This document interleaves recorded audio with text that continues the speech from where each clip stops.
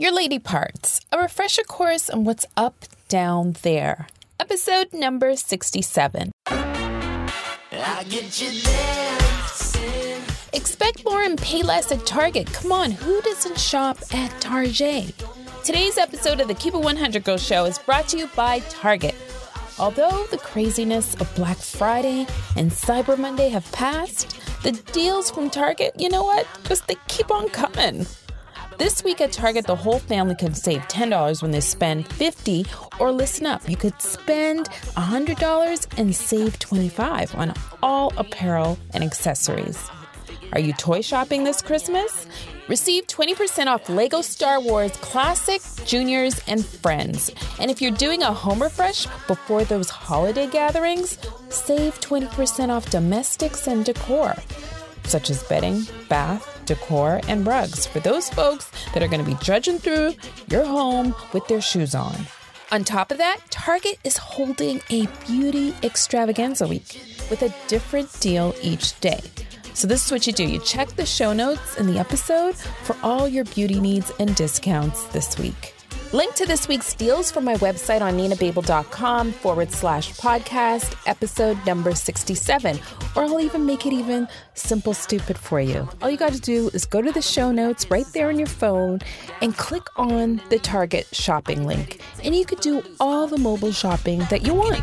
Staying up tonight, I won't leave. By now, I hope you figured it out. I'll give you more than that.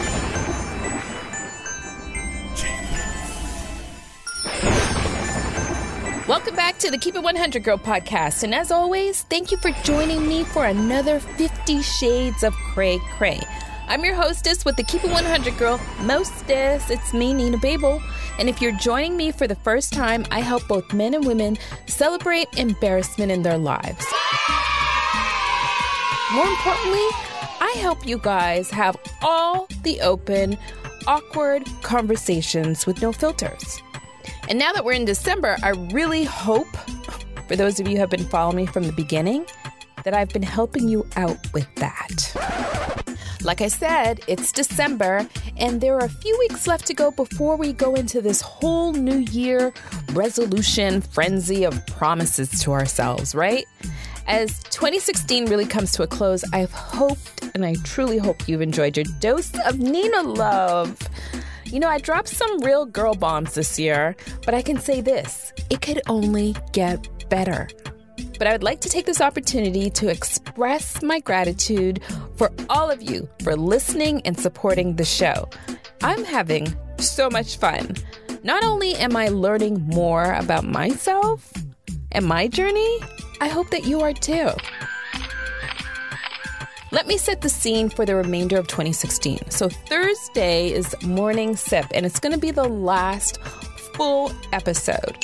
Next Tuesday, I will be formally kicking off the 12 days of Christmas. So for 12 days straight, myself and Girly Nation, we're going to give you 12 back-to-back days of inspiration. Fast forward, after Christmas, I'm just going to be rinsing and repeating all the listener faves from 2016 until the new year. All right? In addition to my own experiences, real women and men give their real mother friggin' advice on this podcast. They will express their personal bloopers when it comes to all that sensitive girly stuff. All those conversations that you already have with your girlfriends on a daily, well, truthfully, they happen right here too. Continue to tell the truth, nothing but the truth, even if it's totally embarrassing or super cray cray. My hand is raised. How about yours? Yes, I'm ready to keep it 100. I'm ready to keep it 100, girl. You know I'm going to keep it 100. Let's do a quick recap on last week's episodes. Firstly, I dropped a rebound episode, and we all know, or at least we should, a rebound never turns into anything serious. This time, I got it from a guy's point of view, and really how it wasn't supposed to happen. I mean, that's what they all say, don't we? Then I ended the week with my personal wanderlust story. More inspiration in my Keep It 100 moment. And in fact, the next day, let me tell you something. One of my listeners wrote me and said, look, I am booking right now his online travel and hotel after listening to my episode. Hey, I love action takers. That's what I want to hear, people. I want you to enjoy your life.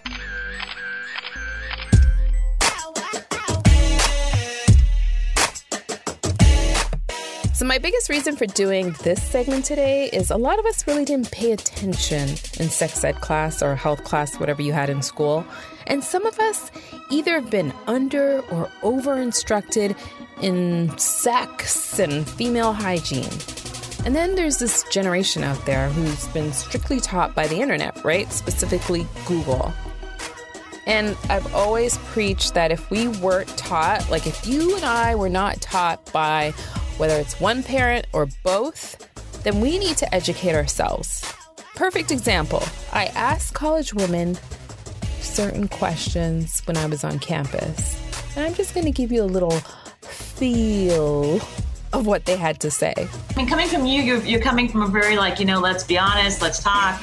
Yeah. And I'm coming from a more medical. So I'd probably just say, yes, they're holes, but we actually call them orifices, but it doesn't matter. Bottom line is you have 3 openings, Okay. Yes. You can say holes and I'll say openings because that sounds more medical. And the urethra, then there's the vagina, and then there's a rectum.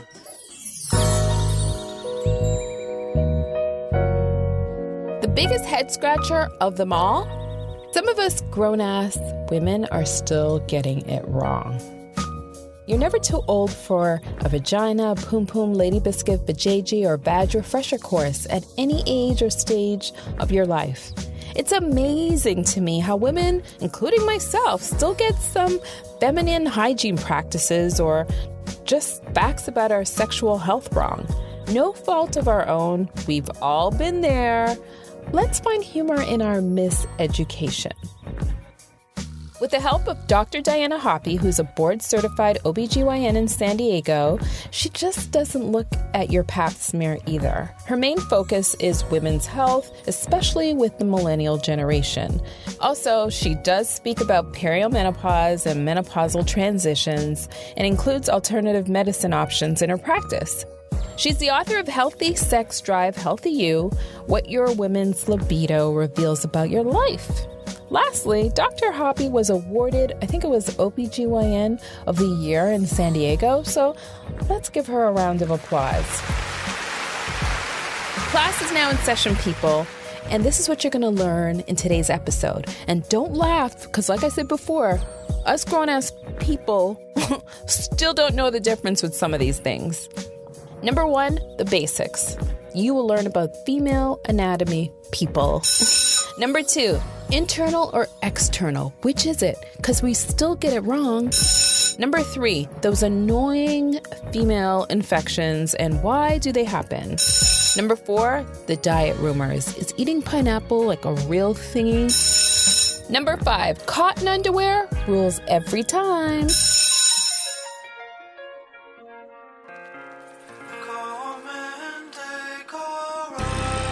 Female basics for every woman. It all starts with selecting a doctor of your own. When you become an adult in your 20s, more importantly, you have that relationship, so when you're in your 30s and 40s. Dr. Hoppy gives us a brief summary of the transitions that are inherent to every woman. It's your path, girly. You want to make sure you have a practitioner that you can talk to and be honest with and ask any question. Because at different ages, we have different questions. In the 20s, it might be a lot of questions about sexual health and contraception and what is safe sex and, what are some of the risks that are out there. Right. 30s might be my periods might be changing a little bit, or I'm getting more irritable and not sleeping as well. Depends on what's happening with their hormones. And definitely in the 40s, the hormones will start shifting. Periods might be changing. Symptoms like hot flashes, night sweats, things like that might be coming up. And so you really want to be honest with your practitioner. And then if they're not listening, find a new one. Find someone who's going to really be your health advocate and work with you. Because I think sometimes we just say, oh, we're not going to ask them because he or she won't listen, or they don't care. And find someone who cares, because your health is worth it. The reality, truth be told, we as women, we fall short in the whole female hygiene thing, whether we were educated or not, or just winging it. So let's start with the whole external anatomy, and I'll let Dr. Hoppy go into that poom-poom maintenance mode. Many of us and many of my patients who come in don't know the anatomy, and they just say, well, there's something going on down there. And so I had to kind of figure out what does down there mean, because there's a lot of different parts of down there, right? It's true. People are afraid to say what it is. Yeah. So let's first start with the external anatomy, which means the outside, right? And so here's a picture showing the external anatomy. And basically, one of the main things to know is that the vagina is not an external organ, it's an internal. So that's going to be the next picture I'll show you of the internal. So when we talk about the outside, we have the outside lips called the labia majora and the labia minora. And those are the vaginal, well, those are the vulva. Vulva is what they call that, or the lips. Right. Above that is the urethra, and that's where you basically urinate from or voiding. So that's the opening there at the urethra. Then comes the actually opening into the vagina, which is opening of the lips, and then is the rectum. So that's the external anatomy. Are you thinking what I'm thinking? Because I think there's something missing here. What about that infamous hoodie that we all are equipped with that comes with 8,000 nerve endings, to be exact? Clitoris, yes, that's a very important part.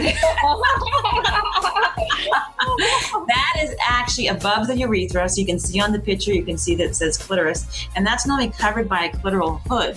So it actually protects the clitoris. Because the clitoris has a lot of nerve endings. It actually has the highest number of nerve endings in a female's body.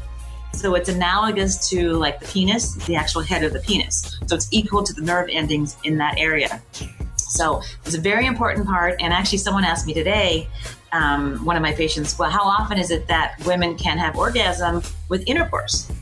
And that is with just intercourse itself and not manual stimulation of the clitoris, etc. And it's actually not that common to have orgasm just through intercourse, vaginal intercourse. So manual stimulation or oral sex is definitely much more women are able to climax or achieve orgasm through that. So that was something that actually came up today that I thought, okay, that's an interesting point that maybe some of your listeners would want to know about. When Dr. Hoppy was talking about libido, my mind just started to race. And in case you missed it in episode 52, when I told you guys there are 10 vitamins that every woman should start taking in her 20s, I gave my own personal shameless plug when it came to maca.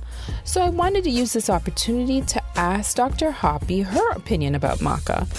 And if you're looking to balance hormones or get your libido in like fifth gear, maca will have it on and popping. Maca is the beast, y'all. Seriously, my only caution is don't take it every day, or else you're going to be horny like the Energizer Bunny. Of course, if that's the direction you want to take, by all means. In this next clip, Dr. Hoppy points out libido is not all about taking a powder or a supplement. It's more than that. Yeah, maca is an interesting, it's definitely used by different populations and has been used in the past centuries for increased sex drive. Right. There's actually a new product that a lot of my patients are on called Maca Essence or Femessence that has maca in it. The thing about libido, and this is where I got in my book, is that libido is not just take a pill and you're fine. You know, libido is more than just that. It's kind of like, how do I feel about my body? How do I feel about my partner? How do I feel about where we are right now? Am I stressed out? Like on vacation, you might be so much happier than when you're stuck at work and then coming home after a long day saying, I really don't want to be having sex now. Whereas if you're in the British Virgin Islands, sure, you know, you got a margarita, you got a Mai Tai or whatever, you're like totally happy. Right. So maca is one of the options I actually mentioned in my book, but I think that it needs to also be in context of what's happening with your relationship. Are you resentful? You know, what's going on to make you maybe not necessarily be wanting sex right then? I asked Dr. Hoppy to share common themes she sees with her patients over time. She revealed women have the tendency to get the whole internal and external anatomy mixed up. So let's dig a little deeper. Oops, pun on words. To find out exactly what these parts mean to everybody listening, and even you guys who are listening, and why you should even care, especially when it comes to mixing and matching. You'll get what I mean in a second. The vagina is an internal organ, and the cervix leads to the uterus, and then the uterus leads to the fallopian tubes and the ovaries. And the uterus is what carries the baby. The cervix is where we get our pap smears done and such. And then the ovaries are the main hormones, the main organs that produce the hormones. What's interesting is what a lot of women would say, well, my vagina hurts, when they might be thinking actually the external part hurts, which is the vulva. So that's where I always kind of say, well, is it the outside or is it the inside? Because a lot of people will say vagina for everything on the outside when that's not really the vagina. Yeah. And there's a lot of terms people use, like vajayjay, whatever they use, right? Right. But you want to make sure that when we're talking about like a vaginal infection, that's more internal. An external infection will be like a vulvar infection. So I've had sometimes people ask me like about the urethra, like what's that for? Well, that's for voiding, right? So that's where you're actually going to urinate from. And the vagina is for vaginal birth, so the birth canal, and also for sexual activity. And then the rectum, for some people, they may practice anal sex, which is the total choice of whatever the couple is. But one thing I do tell my patients, if they do practice that, is that you really make sure you wash after you have anal sex and that you don't go into the vagina after the rectum. That is, if the penis goes in the rectum, then goes back in the vagina, that's going to introduce a lot of bacteria that aren't good for the vagina and also might lead to a urinary tract infection. So you don't want to mix those two openings. So now that we're talking about infections, I've always wondered, or it's actually just been stuck in my head as a myth, that UTIs come from anal sex. So I asked Dr. Hoppy to clarify. For the first time, I think I understand how this whole infection thing starts, and you will too.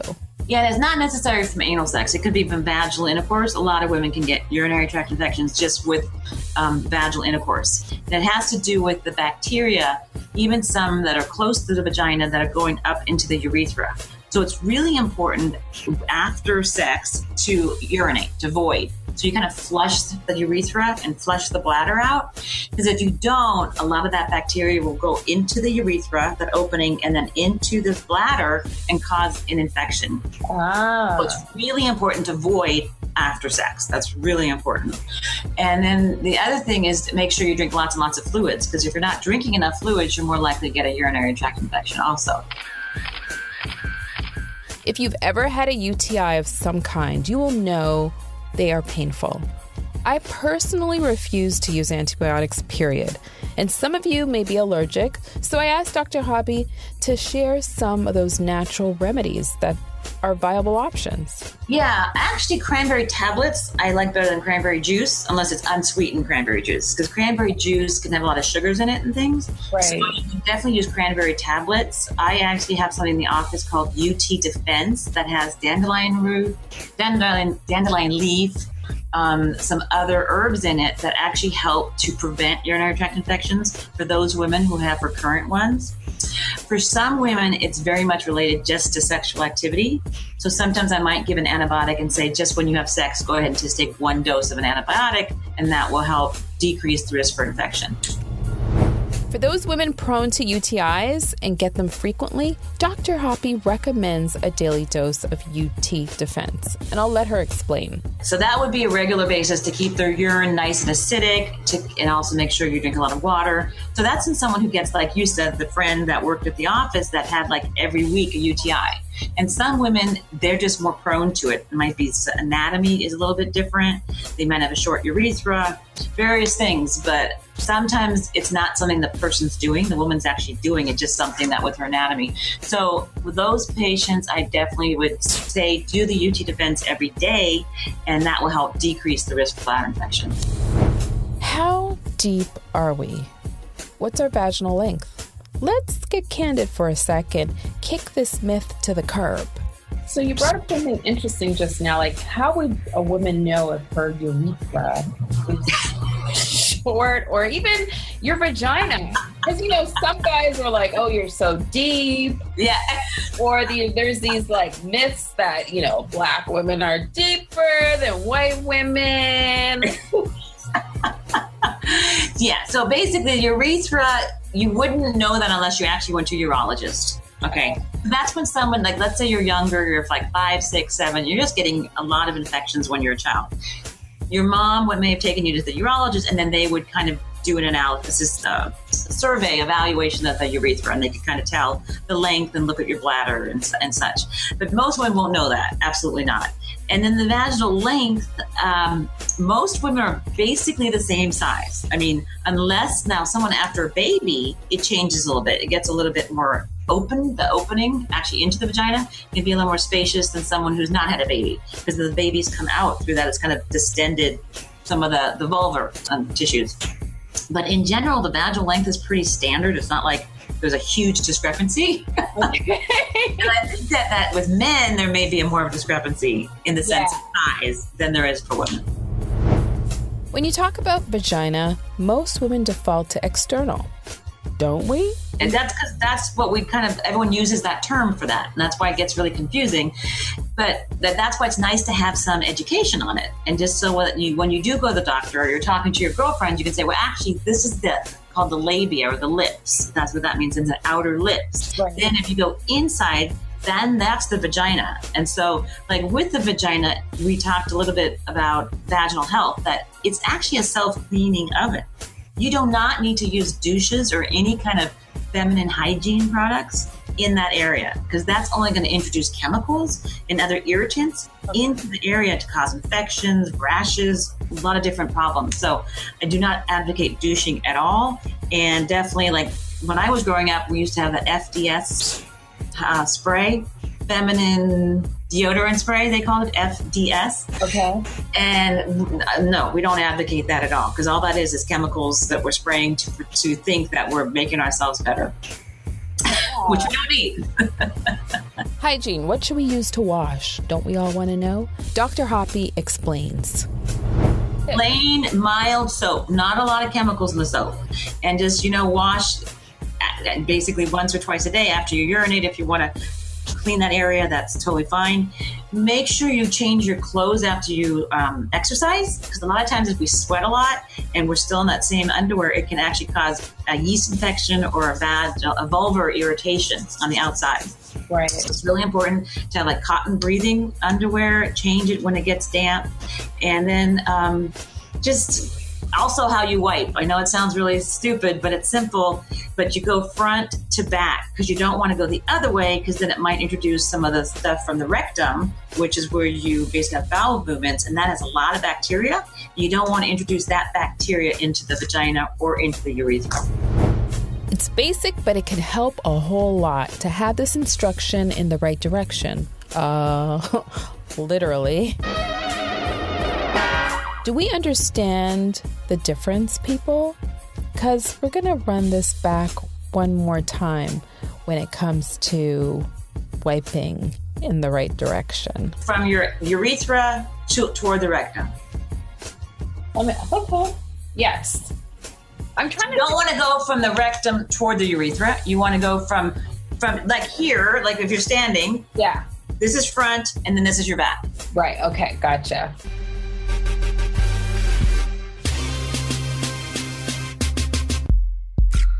So your diet may affect how things smell down there. Let's be real. While there hasn't been much research on this topic, it's mostly anecdotal evidence that suggests that your scent can vary during ovulation and when you eat certain foods. I asked Dr. Hoppy, is there a direct connection between what we eat and drink and our vaginal odor? Vaginal health can definitely be affected by what you eat and what you drink. And like if you're not having enough water, the vaginal odor can be stronger just because you don't have the same kind of dilution. So you want to make sure you hydrate, just in general, hydrate a lot. So half your body weight in water in ounces is what every woman should drink per day. Now, if she's exercising, she might need more water. But in general, you want about like 60 to 70 ounces of water per day. And then the other thing with the vagina is that you want to eat foods that are really like, if you eat foods that are more like garlicky or more asparagus, right? There's certain things that will change the odor of the urine as well as some of the vaginal secretions. So the vagina actually makes secretions, as does the cervix. And so that's what cleans it. It's kind of like, you have saliva for your mouth. You actually have secretions in the vaginal tissue that then will come out, and that kind of cleans everything out.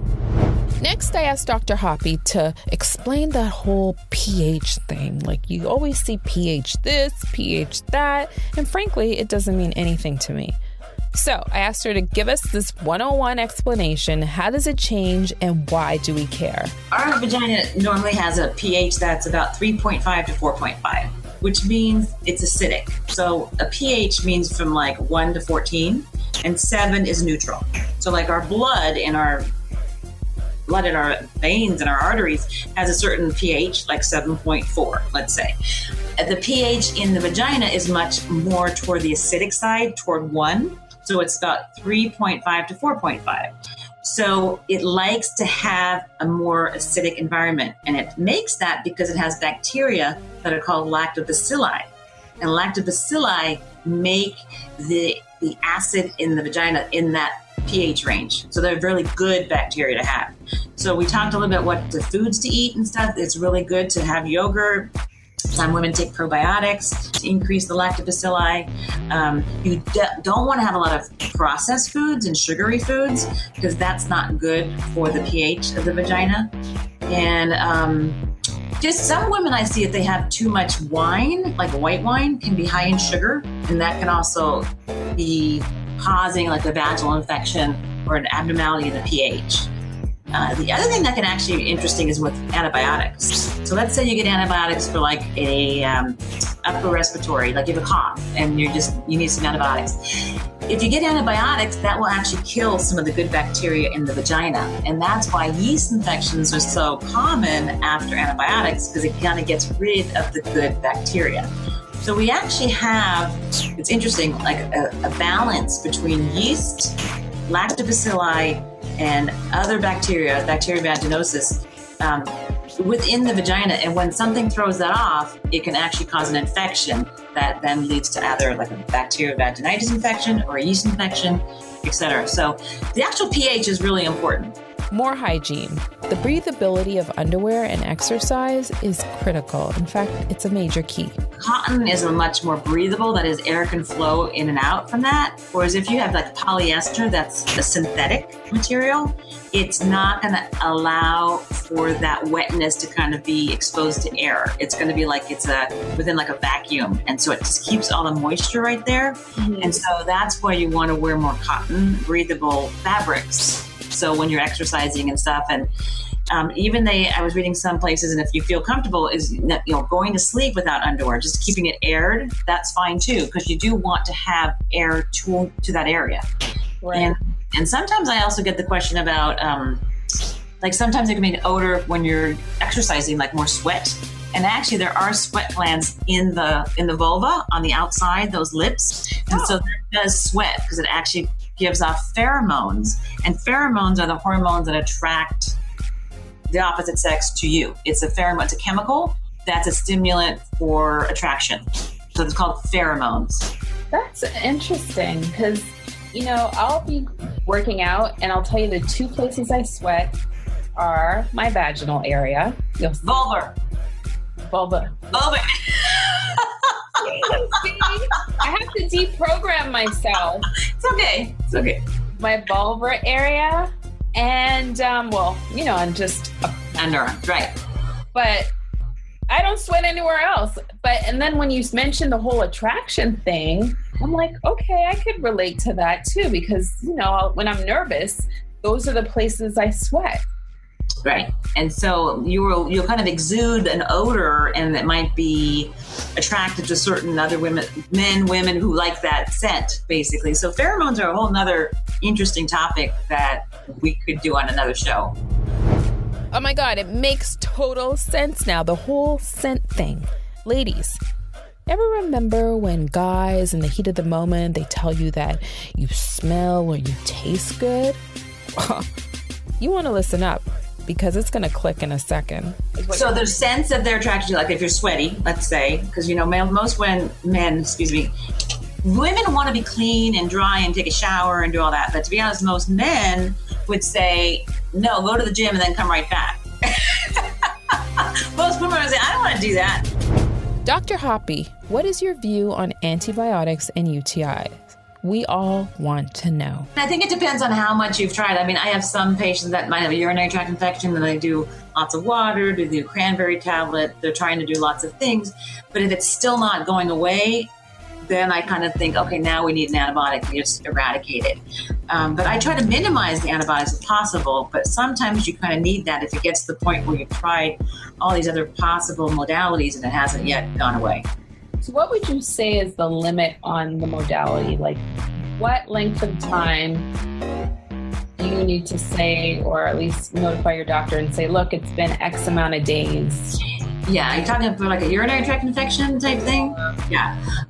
The thing about urinary tract infections, if they're not treated, they don't go away, for some women that might lead to a kidney infection. Oh. Which is called pyelonephritis, which is when you get a fever and you get back pain like on the side by your kidney.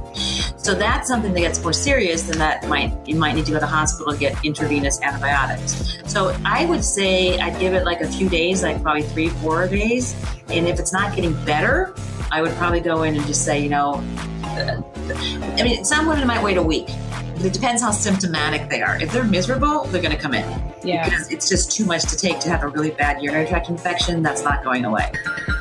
Like I said before, UTIs are painful, and there's definitely different degrees of pain. But I think the common thread is pain, and you will only know your threshold. So she cautions on when you need to use an antibiotic. So that's why some women would say, I'm not going to wait a day or two. I'm going to just get this done. Yeah. But, it depends on how much bacteria is there. Are they able to dilute it and get rid of the bacteria that's there? So some women can pretty much get rid of their infections without taking antibiotics. And then there's others that, it just doesn't cleanse as well and you just need to take some antibiotics. So what's the difference between treating a yeast infection versus a bacterial infection when you're using antibiotics? So antibiotics actually treat bacteria, and the yeast is a different type of organism. So we actually treat yeast with like an antifungal. It's actually a fungus. Okay. Yeast is that white kind of cottage cheesy discharge, Right. And you can pretty much tell when you have a yeast infection. Most women can.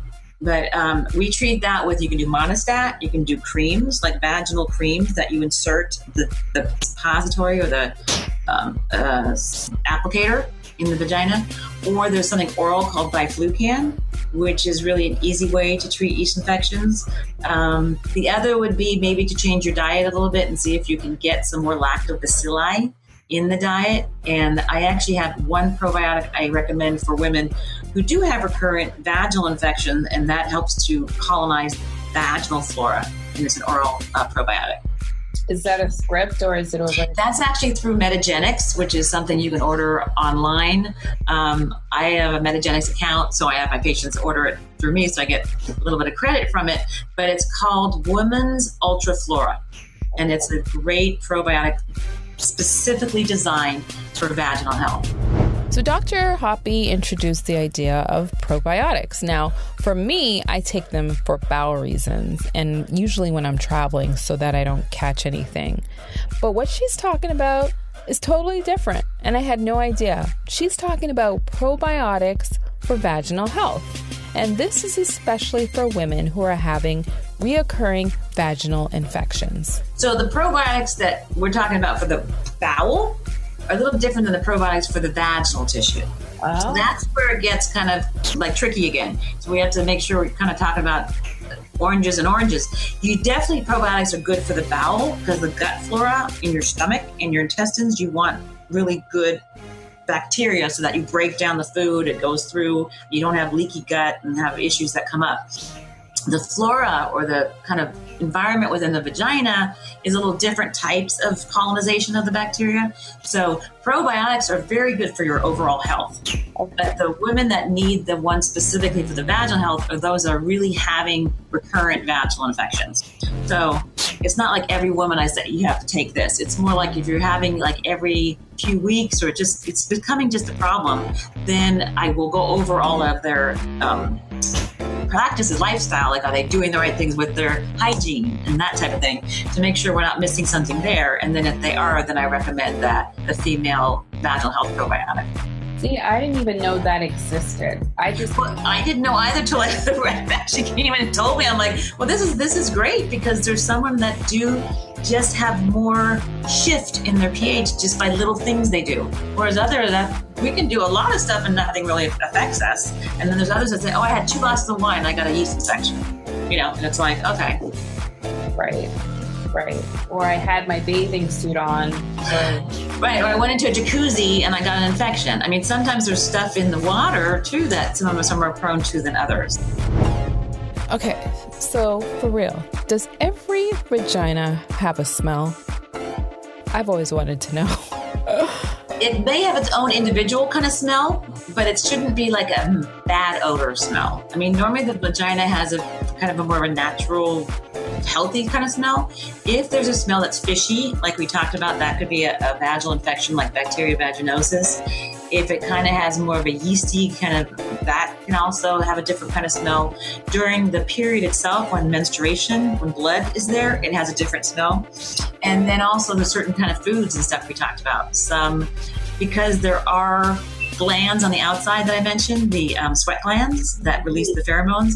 And when you have a lot of garlic, you might smell more like garlic. Well, your vulvar tissue might smell more like garlic, just because it has those glands that are exuding the kind of sweat. And that when you sweat from your arms, you also can sweat from that area. Here's another one. I've always wanted to know why a woman's period smells. And in some cases, they smell worse than others. Dr. Hoppy, help us out. Well, it depends. Blood can have a pretty potent odor sometimes, and so it depends on how much are they bleeding, what part of the cycle. Is it like fresh blood? Is it older blood? And then if they have an infection, it can have more of a fishy odor or that kind of thing. Right. So you might notice that too. And then some of us just have better ability to smell. I mean, like my smell is okay, it's not great, but like my medical assistant, she has an acute sense of smell. She's like, oh my gosh, I think she has BV, bacteria vaginosis. And I was like, okay, well, I saw the discharge looked abnormal, but I didn't get as much of the. So some of us have different abilities of how well we smell. Okay, so we understand the odor thing, the smell thing. Give us some natural remedies, Dr. Hoppy, for us to take back and start using. Some women do douching with vinegar, and I said you don't necessarily have to do that. There are remedies. I've had some women who put yogurt in the vagina, and they say that helps them. And just make sure it's yogurt that's natural, not with a lot of bunch of sweeteners and chemicals. You just want plain natural Greek yogurt. Greek yogurt. You don't want to have a lot of stuff in that yogurt to just think about the chemicals that you're putting inside, right? So you just want plain yogurt. I know, like in the past, I have to look at some of the history, but there's women who would put things in their vagina so they wouldn't get pregnant.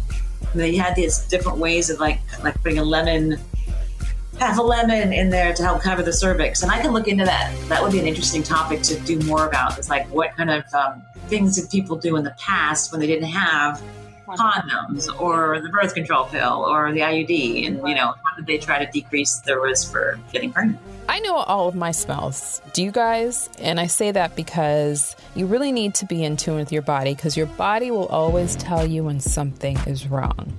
In a different vein, I will never forget that coworker of mine that I used to work with who talked about or gave me instruction or guidance, advice, whatever you want to call it, about not holding your pee. And I was just like, I was young.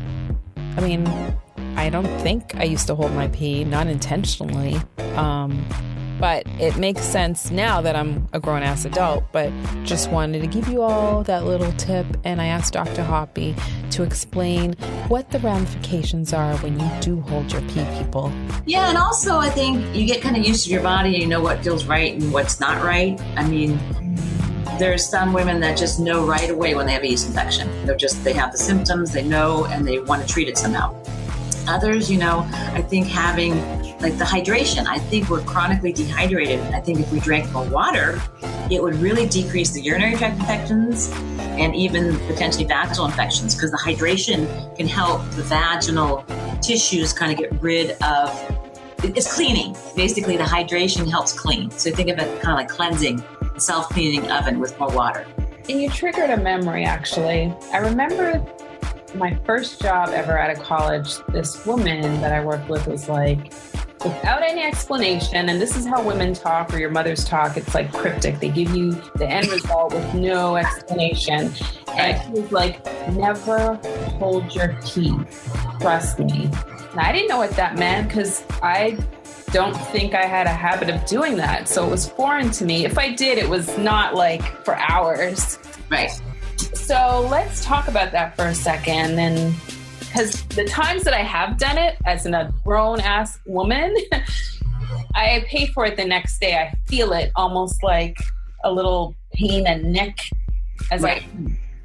Discomfort. Yeah. So when she was saying don't hold your pee, it means don't not empty your bladder. That is, always empty your bladder when it feels like it's getting full. Because if you don't, what happens is the bacteria that might be in the bladder overgrow and then it causes an infection. So if you kind of keep voiding and flushing out the urethra and the bladder itself, that's going to help so that you have less infection. So sometimes you might be on trips. A lot of women get urinary tract infections when they're traveling because they don't drink as much water and they're not voiding or not peeing as frequently. So they get much. The public bathroom. And the bathrooms. And there's a lot of factors that can be involved with it. But it's very common when you're traveling to get a urinary tract infection because of those factors. So she was saying don't hold your pee, which means urinate when you feel like you got to go, and don't hold it for hours because it's just going to make potentially worse symptoms and then an infection. So going back to bacterial infections, specifically bacterial vaginosis, Dr. Hoppy, explain what the difference is. It's an overgrowth of a certain bacteria that's in the vagina. So as I mentioned, there's like a flora, which is like a little microcosm of bacteria that's a yeast that's in the vagina. And that normally has a nice kind of medium. They kind of like all get along together unless something throws it off. So antibiotics can throw it off and cause a yeast, or it can cause bacterial vaginosis. And that's just an overgrowth of a certain bacteria that then can cause that fishy, kind of whitish, fishy odor. So when we talk about transitions, at the age of 35, that's pretty much the standard, but it could happen earlier. You enter into the perimenopause phase, and then soon after, the menopause phase. So we talked about what are those changes in your vaginal health that we have to look forward to, especially when it comes to having sex. In perimenopause, which are the years before menopause. So menopause means 12 months without a period. So that's what menopause means. So perimenopause can be the 2 or 8 years prior to menopause. And during that time, the periods can get more irregular. You can maybe have hot flashes, night sweats, mood swings, irritability. But regarding the pelvic area, you definitely can have vaginal dryness. So that's pretty common. So that's why if someone says, gosh, some months I'm very dry and other months it's fine, it's the hormonal fluctuations that happen. And so when our hormones decrease, that has less hormones to the vagina, which causes less secretions and less lubrication. So how long does menopause last? Or, because there's this lady, she's like, I'm going on 9 years. Yeah. What? Yeah. So menopause is 12 months without a period, like I said, and most women will have symptoms for about 2 to 5 years, majority. And after that, those symptoms will resolve in the sense of hot flashes, night sweats, etc. The vaginal dryness can go on for a long time because estrogen is no longer being given to the body. And so, like when Viagra came out, all the men were like all happy because they could have these long erections, but the women, they weren't ready to have that kind of sex. And so there are a lot of women who came in with bleeding in the vagina. They had a lot of bruising. I mean, it was horrible because their tissue wasn't ready to have that amount of sex or even sex at all. So vaginal health in perimenopause and menopause is very important. And coconut oil, right? Coconut oil is great. It's great, exactly. And then there's other things you can do to kind of keep your vaginal health in balance if you don't want to take an estrogen. There's like soy, but you'd have to eat quite a bit of soy. But eat good foods, again, like fresh fruits and vegetables. Get the nutrients that you need and get the minerals that you need. Don't have a lot of stuff that's fast food, et cetera, because that just, every part of our body does not like that, including the vaginal area. And one of the best lubricant is coconut oil. So coconut oil, you can cook with coconut oil. You can actually a lubricant, coconut oil. So you get pure coconut oil, nothing with chemicals, just pure coconut oil. And you can keep that by your bedside. And that is a very good lubricant for sex. And it's antibacterial. And like, what is the effect with condoms? Like, it's no problem with condoms. So that's why you don't want to use petroleum jelly, things that will affect the latex. Okay. So it's no problem. Oh. And the thing about coconut oil, I think it's always funny because you can say, oh, it smells like Hawaii. And you feel like you're on vacation. So as you can see, I cherry-picked a whole bunch of vaginal health topics that will help all of us determining what the hell is happening to our bodies over time. And if you knew the anatomy, you might understand infections a whole lot better, right? But looking back, if someone had given me this actual conversation, like in plain cause and effect English, life would have been a whole lot easier, wouldn't it? We would have understood and took the appropriate measures. But you know what? It's never too late. The other part of this equation is we weren't ready as young girls for all of this information, right?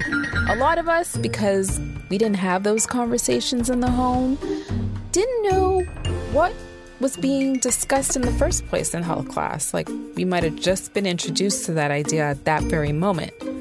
Look, when that coworker gave me that piece of advice about not holding my pee, my reaction was, why would I even hold it?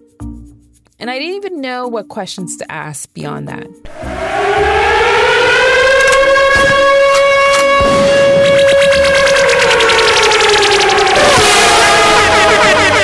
Interestingly enough, Dr. Hoppy pointed out, patients who are school teachers, airline stewardesses, can't take a break and go to the bathroom. So they are the folks that are more prone to UTIs, for example. And I thought, okay, I get it. But let's do a quick recap. We've made the clear distinction between internal and external vagina anatomy, right? Hope you understood your libido better and that maca is a natural option available to you. But it's more than maca, right? It's the state of your relationship that also plays a factor. We learned that coconut oil is a natural lubricant, and it's also safe to use with condoms. The causes and effects of UTI health, hygiene, and vaginal smells is a whole lot clearer now than it ever was. If you're prone to infections, then probiotics for vaginal health is definitely an option available, namely when it comes to UTIs. So you want to check the show notes where I'm going to list these products that have been mentioned throughout the episode.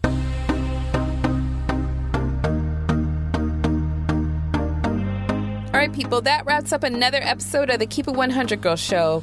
Be prepared to tell the truth, nothing but the truth, even if it's totally embarrassing or super cray-cray. We all will expose our insecurities as we take our journeys through uncharted girl territory. This will help me, and especially you, better understand and appreciate the embarrassing moments that women go through on a regular basis. Keep It 100 means that Nina keeps it real, she keeps it true. You will hear inspiring stories of women in dramatic situations who are unapologetically funny with real emotional moments that are surprising and fun. You know what? I talk to my listeners like I talk to my own girlfriends about failures, successes, wins, embarrassing choices, regret, and aha moments. Also, check out my Huffington Post article. It's called The Resurgence of Black Love in 2016. These 7 couples made us swoon over Black love. They made us giddy, they made us cry, and they made us swoon, people. The link is available in the show notes. Leave a comment and tell me if any of those couples were one of your faves in 2016. Was this episode good for you? I want you to say, oh my God, that was so me. I want you to laugh, or I want you to tell your peeps about all the relatable experiences that I just went through.